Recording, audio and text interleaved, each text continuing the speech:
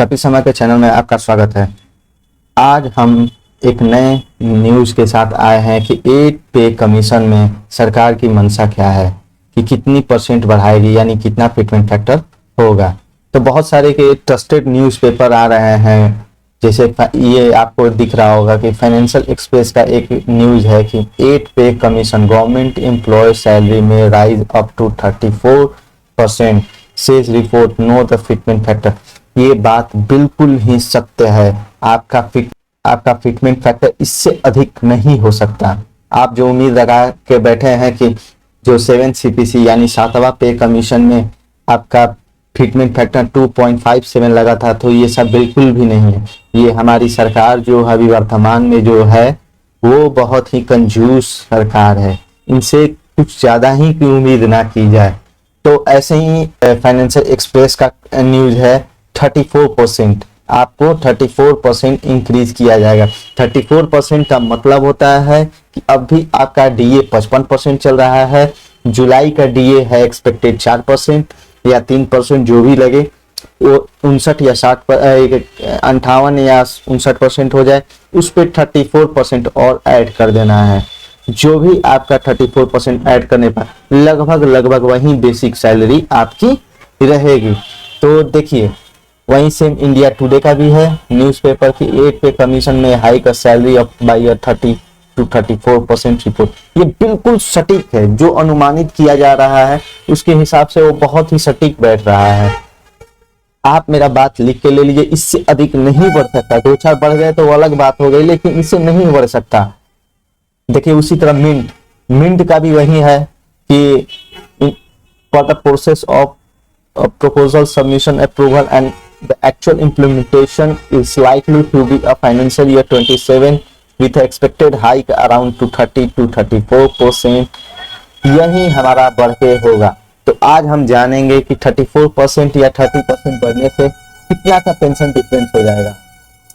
देखिए, मैं आज अभी बता देता हूँ कि DA हमारा 55% अभी फिलहाल है।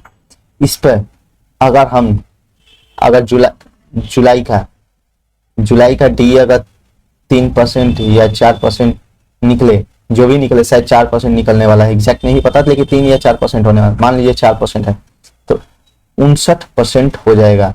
59% में प्लस आपका 34% निकाल दिया जाए तो आपका कितना हो जाएगा, 393% आपका टोटल इंक्रीमेंट होगा, जो कि आपका फिटमेंट फैक्टर बनेगा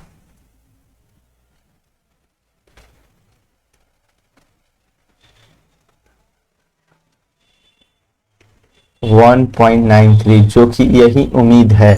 मैंने पहले ही वीडियो बना के बोला था कि इससे अधिक 1.92 या 86 यही आपको फिटमेंट फैक्टर मिलेगा। लेकिन बहुत लोगों ने हमको कमेंट करके बताया कि नहीं, 7 CPC से अधिक मिलेगा, 7वां पे कमीशन से मिलेगा। 7वां पे कमीशन में 2.57। तो आप खुद भी अनुमानित लगा सकते हैं सरकार से कि 24,000 का पेंशन बढ़ा के आपको 63,641 रुपया कभी नहीं करेगी सरकार।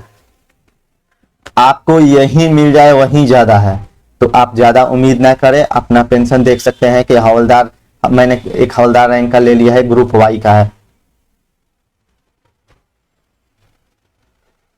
20 साल में आपको अभी जो पेंशन मिल रहा है 24,763 रुपया, 20 साल और 24 साल का मिल रहा है।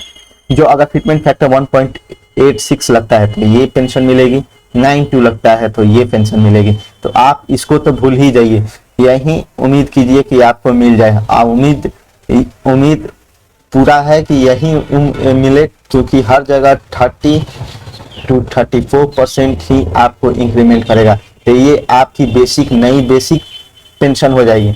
नई बेसिक के साथ आपका DA 0 हो जाएगा, नई पेंशन ये बनेगी, और नई पेंशन के साथ DA आपका 0 हो जाएगा। यानी कि फिर से अब महंगाई भत्ता 2, 3, 4% जो बढ़ता है वो फिर से बढ़ते बढ़ते जाएगा। पिछले आप बोलेंगे कि 2.57 क्यों नहीं मिलेगा।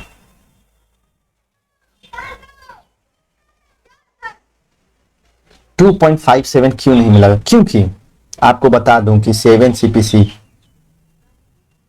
DA आपका बढ़ के 120% लगभग चला गया था।